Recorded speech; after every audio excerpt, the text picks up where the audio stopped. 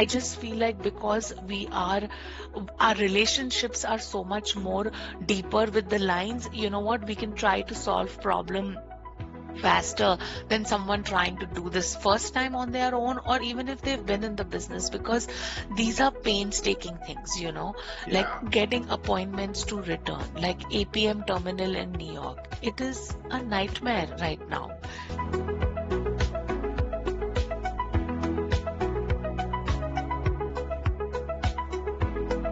Good morning, Zohra. How are you today? Good morning. I'm well. How are you? I am good. Now, are you calling in from San Francisco, or is that just a background you have? No, it's just a background I have. Where are you calling in from? What I part of the am world are San you in right Antonio, now? Texas. San Antonio, Texas. Yeah, soft spot for me. I went to high school in a suburb of San Antonio. Oh, that's really nice. It's a great city, Yeah, small, growing, not too big yet, but I guess eventually getting there. yeah. Now, are you a native of San Antonio? I've been here almost 22 years now, so I think I am. Okay. And what about originally? Where are you from? Originally from India, migrated Okay. to the US in the early 2000, and came into Jersey, stayed there for a couple of years, and then moved to San Antonio. Got married and moved to San Antonio. That's So been awesome. here since then. Yes, so it's home now. That is great. My wife is a native Texan. I'm what Oh I wow. choose to call a naturalized Texan. We have a Oh. saying, I got here as quick as I could. I think I can say that now too. It's been wonderful and it's home now. So yeah, it's great. That that is great. So tell me about SeaLink. When did the company start? What prompted it to start? Who started it? Kind of the So, story. sure, definitely. So SeaLink was started by Shazad. He is my cousin, and the forwarding business has been in our family for 3 generations now. Oh, really? Um, Okay. Yeah, so it was started by my grandfather back in India, and then my father took it over in the early 80s and 90s, and then Shazad joined him as well after he graduated from college. So he worked in the Indian market at that point, we used to do a lot of break bulk vessels, and we used to do containerized vessels as well. So that's how it all began. And then when Shazad moved to the US, I want to say in 2001, he was working for one of the forwarders and stuff for a few years, and then he decided that he should start on his own. So he started SeaLink in 2005 Okay. from LA, from his one-bedroom apartment, just handling freehand cargo that our sister company back in India was anyways consigning to different agents in the US. And so then we took over that business, and that's how we started. And then from there, we are here today, grown to a fully export plus import oriented forwarder. So I That's think, awesome. And when did you yeah, join the I company? joined very early on, 2006. So it Oh, was, okay. yeah, not very late on. So started in 2005. I joined in, I think we were September 2005, if I'm not mistaken. I think I joined March 2006. Okay. So Yeah. Shazad gets credit for the first 6 months of Yes, growth, Shazad gets but you credit get credit, for. but you get credit for all the growth starting in 2006, right? I wish I could take all the credit, but he is a visionary. He is a visionary, and without his vision or without his far-sightedness on, what, like, we don't want to just be called a forwarder. Like, I don't like saying SeaLink is just a forwarder. hmm Because of that, because of his vision, I think we are so ahead of the market in terms of our competitors also, and in terms of our vendors also. Like overall, I think for the shipping industry, I think we have it one notch up at, I think, at any given point, just because of his vision. I should again say that, because of Shazad's vision of not only moving freight, but making sure that we are giving service with the service industry, and also making sure that we are making sure that we are giving the standard of service with the competitive rates at all time.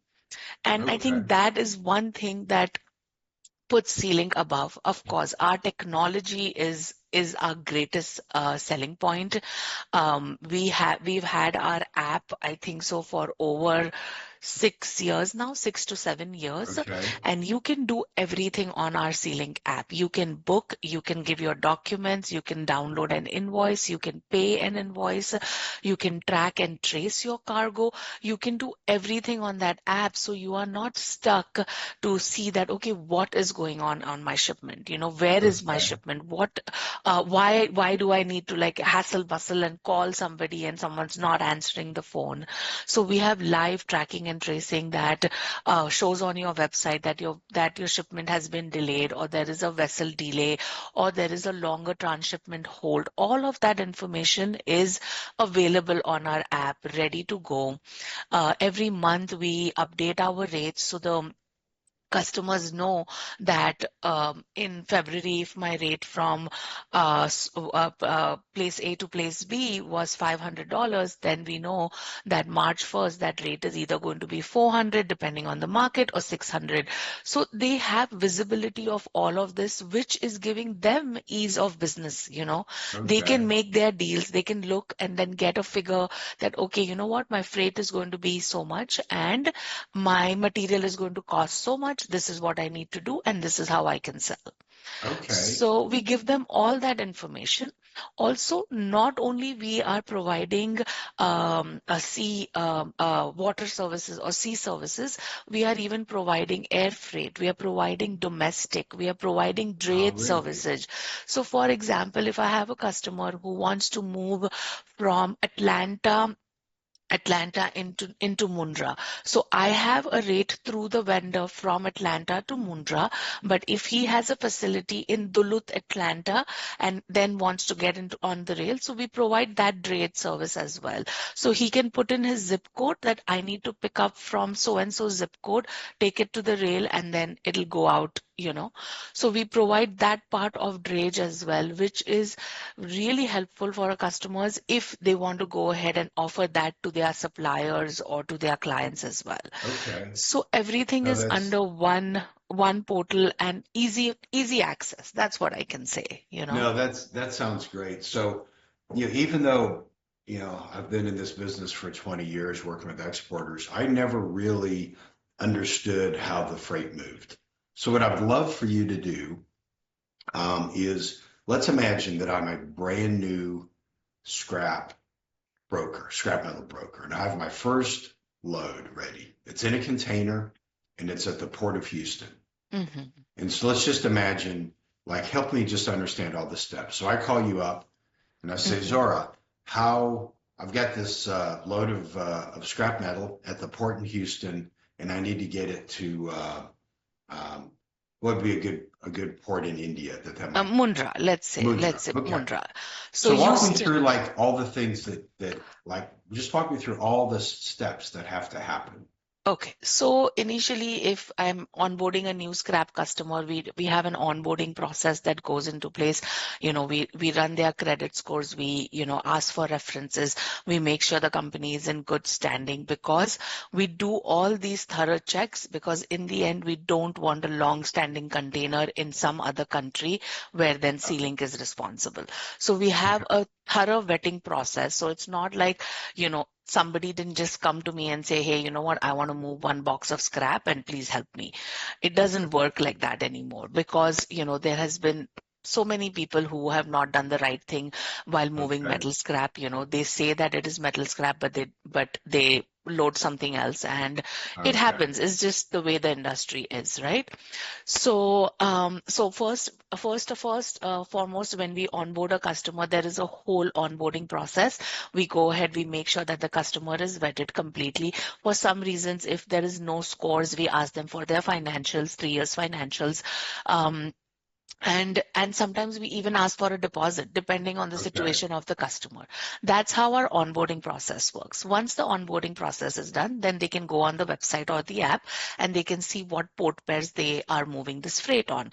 Now, for example, if they are buying from Houston and they want to move from Houston to Mundra, they will plug in on my website Houston to Mundra 120-footer metal scrap, and they will see all the steamship lines that I have rates on. It could be MSC, Maersk, Hapag-Lloyd, all of these top 3, 4 lines where I can say that, okay, this is what your price will. If you want to ship with Maersk, your price is A. If you want to ship with MSC, your price is B. It will give them the transit time. Some of the shippers are very concerned about the transit time. It depends on what they are shipping. If they are shipping ferrous and it is like, maybe 5 boxes, they might not be very concerned. But if they are shipping non-ferrous, they might be like, okay, Zohra, I need a 45-day transit. So then I'm telling them, okay, choose Maersk or MSC because their transit is somewhere between 45 to 46 days. Okay. So So let's say I depend, pick, so let's yeah. say I pick Maersk. Maersk, yes. So then you go on my app and then you hit book. Once you hit Okay. book, I get a notification saying ABCD has made a booking request from Houston to Mundra for next week's cutoff for 120-footer. I come Okay. inside, I come into play, my team goes ahead, makes the booking on Maersk and turns it around in about, I want to say, we want to try to keep it under 2 hours. So we go ahead and we send a booking confirmation that has all the information of this load. So Okay. the customer exactly knows that, okay, this load needs to get picked up. The empty container needs to get picked up at Bayport terminal. Okay. Once the trucker picks it up at Bayport terminal, they go to their facility, they get it loaded if the customer is doing their own trucking. If the customer says, or I don't have a trucker in Houston, do my trucking, then I'll offer him, I'll say, give me your zip code in Houston. I'll give you a drayage rate and then I can go pick up, schedule your trucking. So I will schedule the trucking, get the container loaded, bring it back to the port, return it loaded at the port, and then from there, it will sit on the port on the day of the cutoff. And then from there, we will go ahead and make sure that it gets loaded on the ship. Now, that is where the whole process is working in terms of getting this container into the port. Now, once it's into the port, then it is the customer's responsibility to go ahead and send me shipping instructions. Who is he Okay. shipping to? Who is his shipper? Who is his consignee? What is the container number? What is the weight? What is the seal Now, is there a number? name for that set of documents or that set Yes, of it's called information? shipping instructions. The shipping instructions. Shipping Okay. instructions. So those shipping instructions are given by the customer to us. We go ahead and we put in I'm all sorry. that. I don't Yeah, mean to interrupt. I just really want to make sure I understand yeah. it. So those instructions, is that done electronically through your website? Yes, we can Okay. do it electronically. There are lots of customers who send us emails also. So however they are comfortable. Okay. If they Okay. if they feel comfortable, there is a way on our website to go ahead and save their shipper and consignees as well. So they can just click and say that, okay, this is my shipper, this is my consignee, and then they just change the container name, the container number and weight and seal number. Okay. And they So give I've us given a you the discount. Yeah. Okay, so I've given you the shipping instructions now. Yes, now you've given me the shipping instructions. I'm going to go back and send you, I'm going to put everything on the BL and I'm going to send you a draft BL. I'm going to say, hey, A this is what draft your bill. a draft BL will look. Okay. So you will go ahead and get a draft BL from SeaLink and you will check everything, your shipper, your And consignee, BL, what does BL a stand bill of lading. for? Okay. Yes, the bill of lading, but this is a draft copy, okay? So we can Okay. still make changes. If you say, oh, you know what, I don't want to write metal scrap, I want to write heavy metal scrap. So can you edit Okay. that for me? Or if your consignee says, you know what, I want to add a notify party, so we're going to be like, okay, we'll add a notify party. So we send you a draft copy and stuff like that, and we tell you that, okay, please look at it thoroughly. This is what your BL is going to look like, okay? So once they check everybody is in order, we go ahead, we take and we file those shipping instructions with the US Customs. We tell them that, hey, this person is shipping this cargo from here to here. These are the details. And then we file the entry into the US Customs. They come back with an AES number for us, where it is that, okay, you know what? The Customs has approved your shipment. This is your AES filing number, and now you're good to go. And what does AES stand for? It's an automated Uh-oh. yeah Export system? export automated export documentation. Okay. Yeah. So it's like an AMS that you file from the import side. Okay. And where does the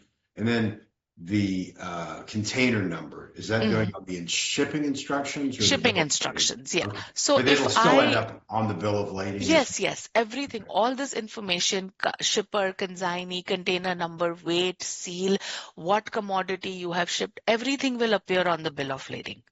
Okay. All of these instructions.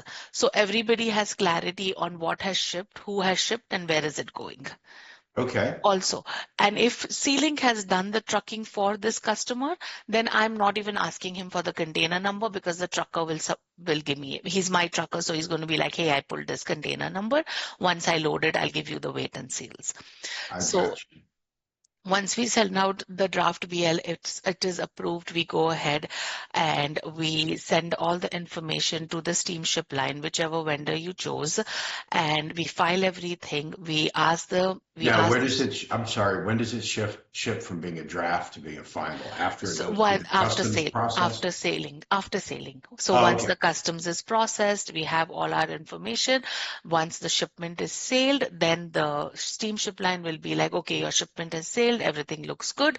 This is your original bill of lading. And sailed is a reference to 200 years ago, right? With the ships had sails. Yeah. Does that just mean it's departed the port? It has departed the port. Yes. Okay. Yes. Okay. Yeah. So once it is sailed, and then I think most of the time they give us a draft in 2 days of sailing. The original bill will come out in 2 days of sailing.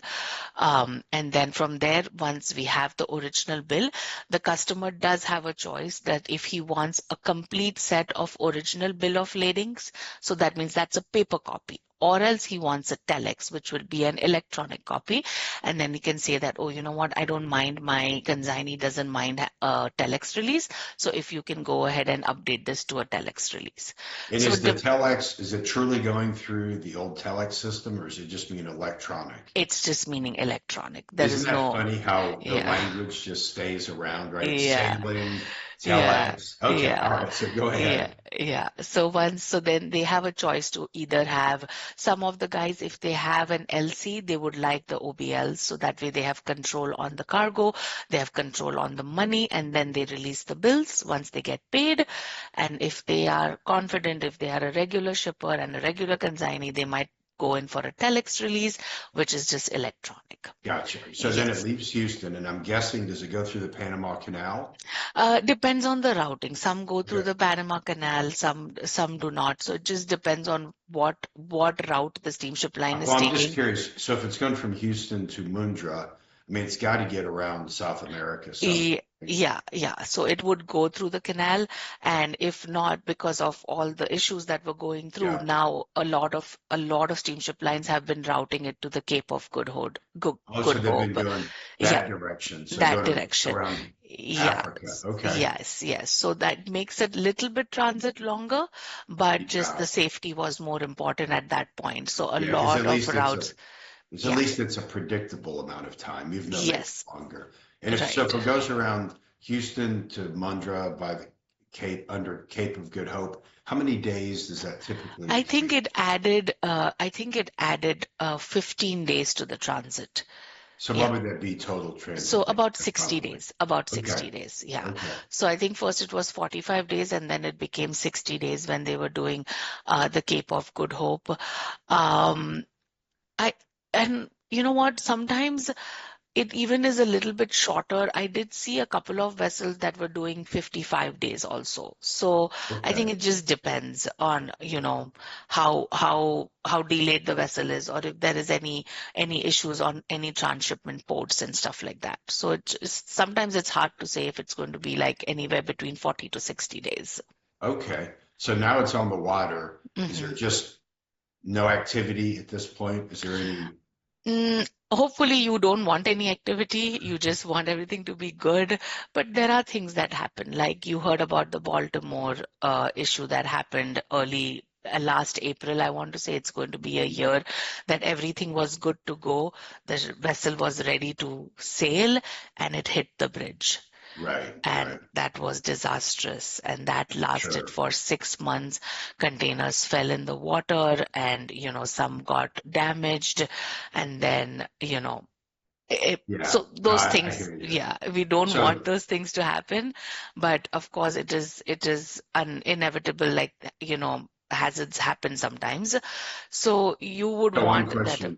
I'm yeah, sorry. yeah, I'm sorry. I know you know yeah. this really well, and so I'm sorry I have to keep stopping you for such basic questions. No, So do no, the not at all. containers these days, do they have any electronic tracking on the containers?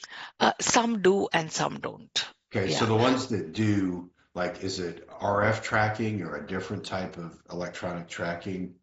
I don't believe they have an RF tracking. Most of our containers do not have a tracker because the Okay, lines will only give us 10 plus year containers to load scrap. I see. So Okay. we don't Okay, get so the it's, nice fancy containers.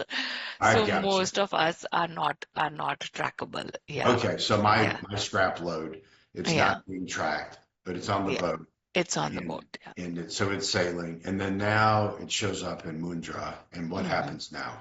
So once it shows up in Mundra, the steamship line that you have picked is going to send an arrival notice 5 to 7 days to your consignee in India Okay, or your forwarder in India, whoever you have put on the BL instructions. So you will get an arrival notice now saying, hey, will you be the forwarder in India, or will it no, be somebody no. else? We do Okay, have our own office in India, but most of metal scrap moves on a master bill. So there is really no requirement of a forwarder per se needed when your shipment reaches destination.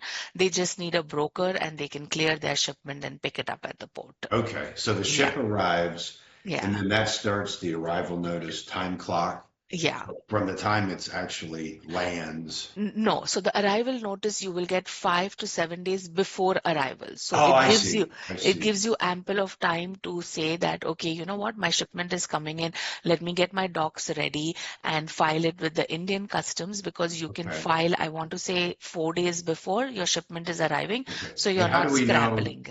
And how do we know that the ship is 5 to 7 days away?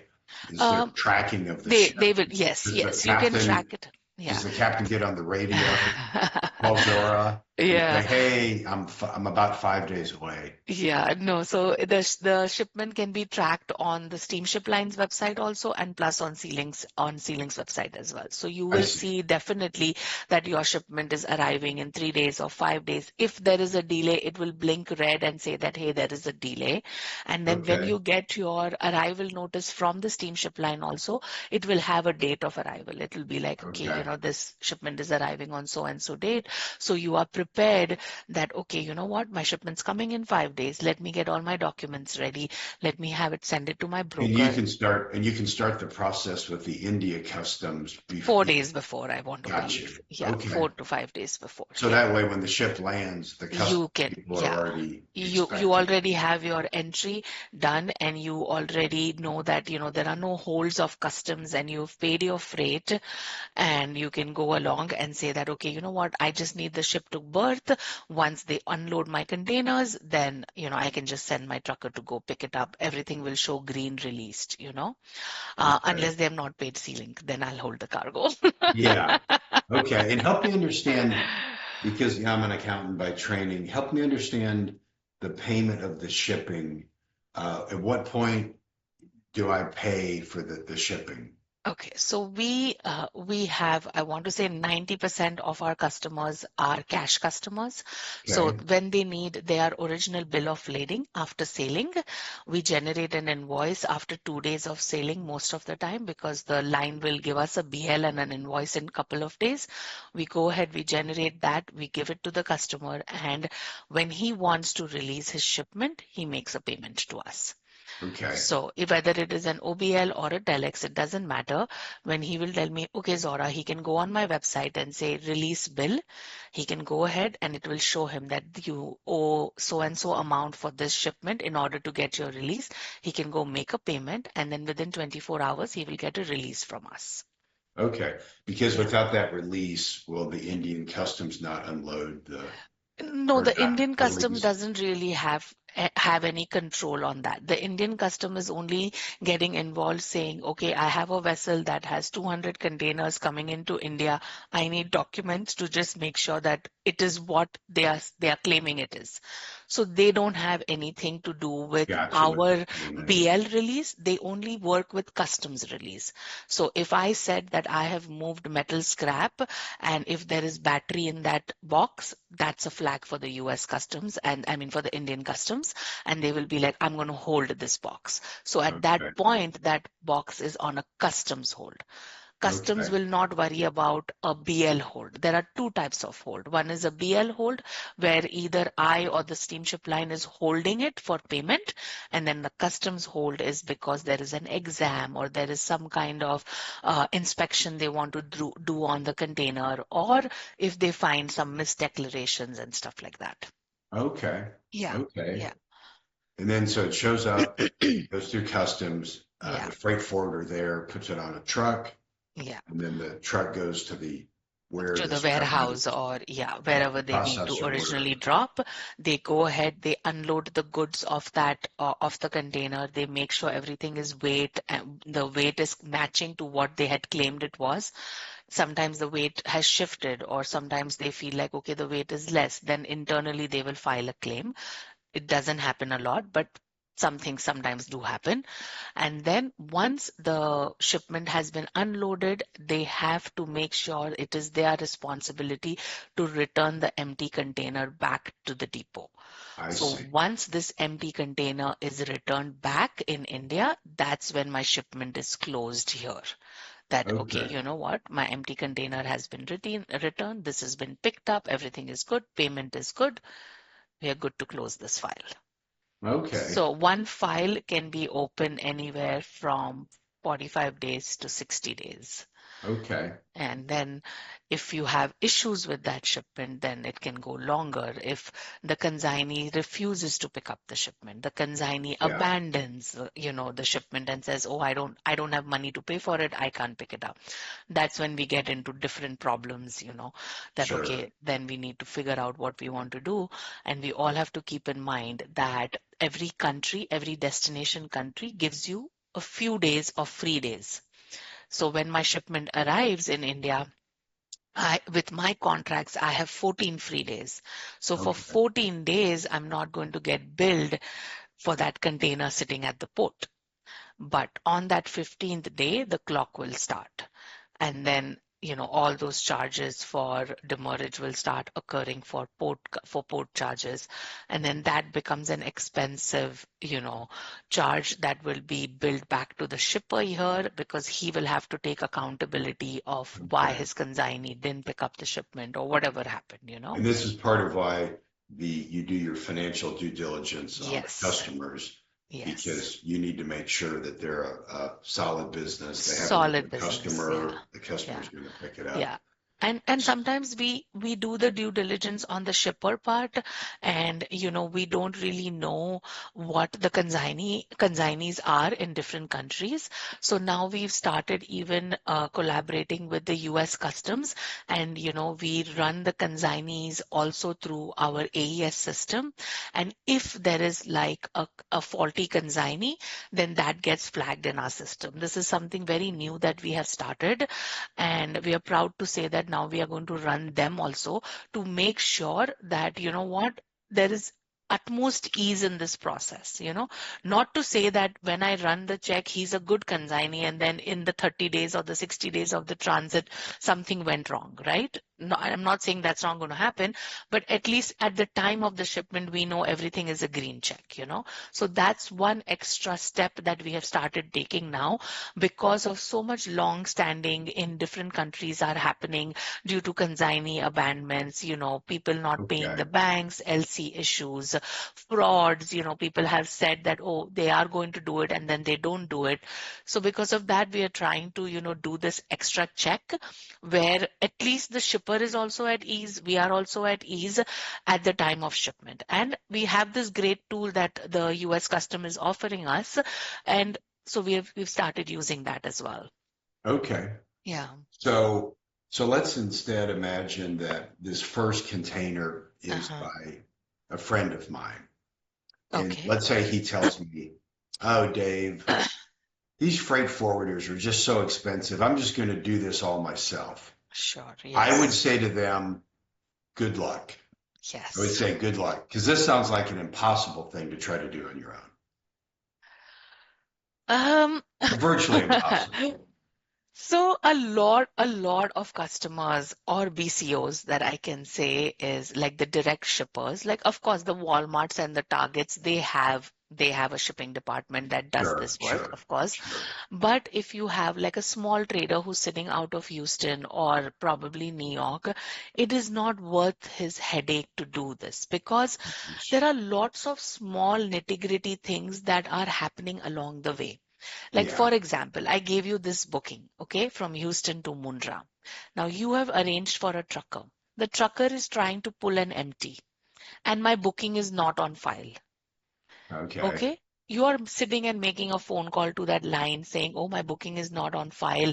I have a trucker. Your trucker is charging you $65 because he's in line for an hour, gets to the terminal, and the booking is not on file. They're not going to let him wait there. He will have to go back in the line. Mm, So, so doing business with a forwarder is bringing you ease of these kind of kinks that are going to cost you financially. It is yeah, going to cost you a $65 dry run fee or a $65 detention fee for that guy to turn around and stand back in the line. With sure. us, we go ahead and we make sure that your booking is on file. Most of the time, the depots are filled with containers. And again, I'm not saying that things don't happen. Of course, things happen. But if you are a guy who's moving 5 to 7 boxes a week, you don't have the time to sit and call for every booking Yeah. and say, hey, is my booking on file? Is my trucker standing there? Do we have chassis? Do the container depots have containers mounted on chassis? Do I have to take my own chassis? What's going on? At least with us, we're telling them, okay, your pickup is here, your booking is on file, go ahead, send the trucker. Again, sometimes when the trucker is there, some things happen, then we can go ahead and fix it. I just feel like because our relationships are so much more deeper with the lines, you know what, we can try to solve problem faster than someone trying to do this first time on their own, or even if they've been in the business, because these are painstaking things, like Yeah. getting appointments to return, like APM terminal in New York. It is a nightmare right now. It is a nightmare to get an appointment to return your box. So think about it. You pulled a box, you loaded it.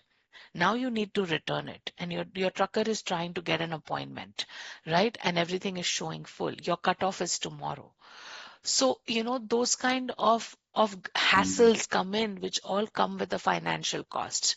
And I'm not saying that, every time we will be coming to the rescue, but I feel like we have a good leverage to come to solve your problems, to make it yeah. easy to ship for you guys. Our job is to make it easy to ship, and you can be stress free, and you can concentrate on the growth of your business instead of worrying about how one container is going to move. Yeah. No, That's that's where we come in. well, you've sold me. If I ever get into the scrap metal business and I need to ship to Mundra, you'll be the first call. Thank you. Thank you Now, so I much. understand this. Now, this may be shocking, but I understand that there are other freight forwarders besides SeaLink. Oh yes, oh yes, So, there but are. help me understand though.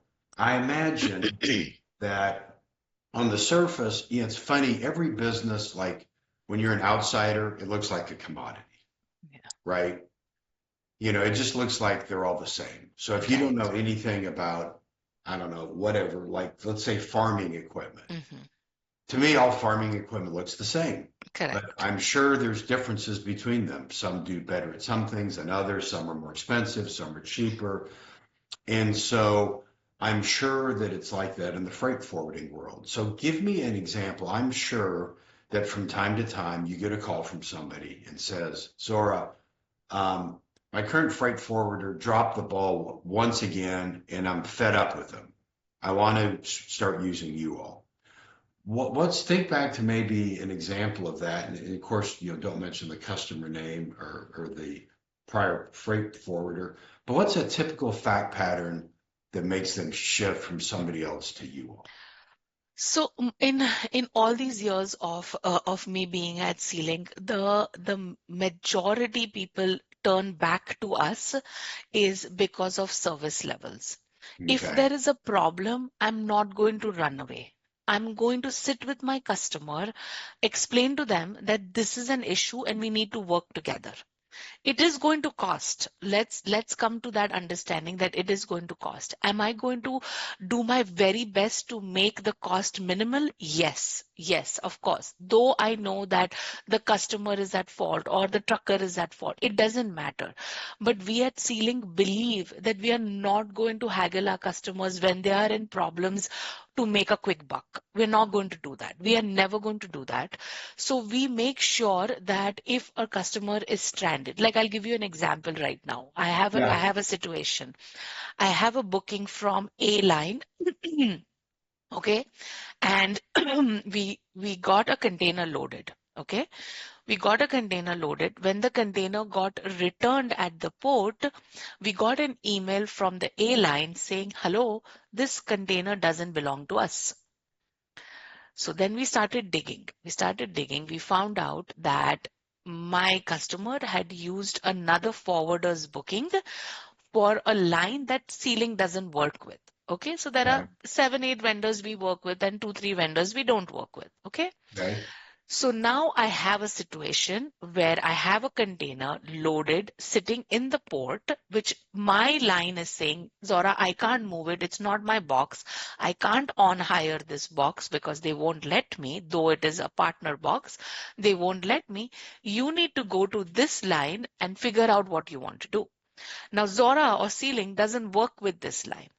And my customer is frustrated because his forwarder who gave him this booking is saying, oh, I can't do anything. You pulled a box now, and my booking, I gave it to somebody else. So that booking is full now. Okay. So now he has no space to accommodate this box here. Okay. Okay. So I'm not going to tell my customer, oh, you know what? You got a booking from another forwarder on a line that SeaLink doesn't work with. You figure out your stuff. Because this container here is already accumulating demurrage, sitting on Sure. the port, which is Mhm. $250 a day. So now yesterday what I did is I called the line that I don't work with and I gave them Okay. the whole rundown. I gave them the container number. I told them, see, this is what is going on. I understand we don't work with you guys, but can you go ahead and help us? So yesterday they said, okay, you know what? We can help you all. We are going to try to see we can reach out to the other forwarder and increase his booking and make sure that this can get returned at that point. Would that other forwarder should have taken that step to help his customer, who is also my customer. But because of the service failure, or because maybe he was not able to understand how to problem solve this or troubleshoot this, Mhm. or probably he just didn't have the resources to do it. I don't know. But if my customer came to me and is stranded, I am going to offer that help. I'm not going to be looking here to make a quick buck and say, hey, I don't work with this guy, Yeah. pay these $200 demurrage, or go ahead and dray out the container, pay $900 to dray out the container, and then go back reloaded in my steamship lines box. I It's, see. So there what are happened? ways. What happened in that scenario? So now today I mean, this is very live. This just happened like 2 days ago. So now today, hopefully, the the line that I'm not working with has talked to that forwarder, and hopefully we have increased his original booking, and now we can attach this container to his booking. Go ahead and tell that line, okay, please move this, tell my customer, go ahead, I have increased your booking, please go to your forwarder, submit your shipping instructions, and make sure your container gets on water on the next vessel. You will have some demurrage charges which you will have to settle directly with the Okay. port. Yeah. So they had to find space on the line that owned the container Yes. or okay, Yeah, the line that owned the container. So right, right now, gotcha. because of so much of vessel shiftings, right? Every vendor in the market, whether it is Maersk, Hapag-Lloyd, Zim, MSC, all these lines are relocating services. They are readjusting services. Someone is coming into a new alliance. Someone has come out of an I see. alliance. There are lots of new vessels come into the market. Larger ships come into the market. So everyone is adjusting a lot of vessels. So that is why it is very space constraint right now. There I are see. blank sailings, to make sure that Right. these new services are well adjusted for April. So that is why there is this space issue. If there was no space issue, right, there wouldn't be a problem. I The see. the other forwarder could pick up the phone and get it done. Right, right. And the But containers are owned by the shipping lines. yes, the That's containers are why owned. when I see a railroad, when I'm sitting at a rail stop and Yeah, a you'll see. railroad comes by, I Yeah, see the Maersk yeah, the big sign blue. on because that's one of Yeah. their containers. Yes, a Maersk, a ONE, or a Costco, Hapag, they Okay. all own their containers. Yes, correct. Wow. So uh, it sounds like you have to work 168 hours a week.